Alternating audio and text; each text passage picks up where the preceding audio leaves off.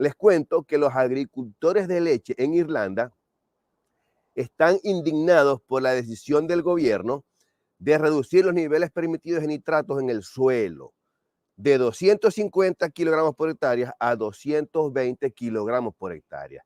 Y esto va a empezar a regir en enero del 2024. Y están los aditivos en la industria quesera artesanal, que los aditivos son muy importantes en nuestra industria, ¿no?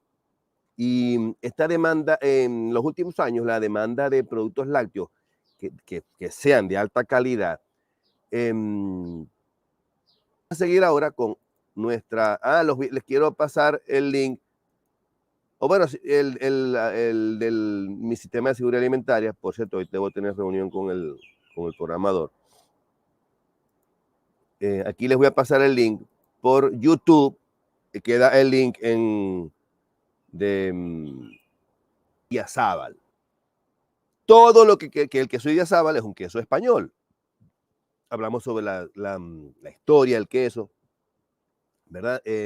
Sus características organolépticas, como cuando digo organolépticas me refiero que la descripción del producto, de ese queso, tomando en cuenta los sentidos, ¿no? Entonces, hablamos también sobre las características físico-químicas del queso, en fin, porcentaje de grasa, en fin, Hoy voy a hablarles sobre el proceso de elaboración del queso Idiazábal, para que si algún día se les mete en la cabeza de que quieren aprender a hacer ese queso, con este video que tengan aquí o con este contenido que les estoy dando, van a poder hacer el queso, ¿ok?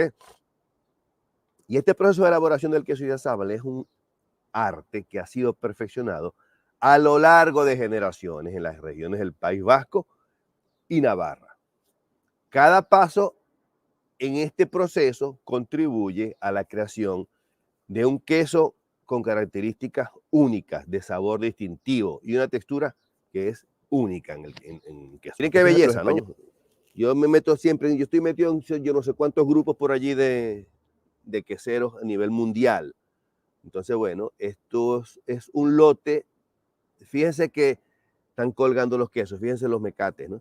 Eso es cachocavallo, un queso de pasta hilada, pero madurado. Y el color así oscuro se debe a que el queso ha sido ahumado.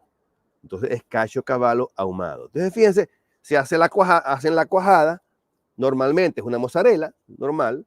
Por supuesto, este tipo de mozzarella no se hace con ácido cítrico, se hace con maduración, con acidificación. Pero en la masterclass vamos a hablar de otras cosas también, ¿no? Aparte de la manufactura de queso, vamos a hablar sobre el negocio, vamos a hablar sobre el negocio. Y mientras tanto, vamos haciendo un quesito. Y yo les voy explicando cómo lo van a hacer, y les doy la receta y esas cosas para que lo tengan allí. ¿Verdad? Entonces, sobre todo el queso mozzarella o el de pastilada es la base para muchos quesos suramericanos, ¿no? Y muchos quesos y nuestros quesos venezolanos, o el queso hermano, el queso colombiano, que es el doble crema, también, en fin, es la misma base de los quesos. Y les voy a explicar, aparte de eso, que los quesos artesanales, aunque hay 2000 quesos, queso colombiano, que es el doble crema, también, en fin, es la misma base de los quesos. Y les voy a explicar, aparte de eso, que los quesos artesanales, aunque hay 2000 quesos en el mundo, solamente se reducen a unas pocas familias. Entonces, cuando uno aprende a hacer un queso, puede hacer cientos de quesos, cambiándoles el nombre. Y allí es donde está la técnica de mi cheese hacking, y todo eso lo vamos a hablar en la masterclass. Entonces, bueno, aquí quería comentarles sobre eso. Entonces, aquí tenemos el manchego, que es un queso duro. Hay que llevar un proceso controlado. Entonces, en la medida que uno se lleva el proceso controlado, va a notar muchísimo mejor la diferencia. Entonces, eso son cuestiones que hay que ir aprendiendo durante tu proceso de viaje en este queso, en la manufactura de queso artesanal. Bueno, a ver, aquí sigamos. Aquí me pregunta Alfredo.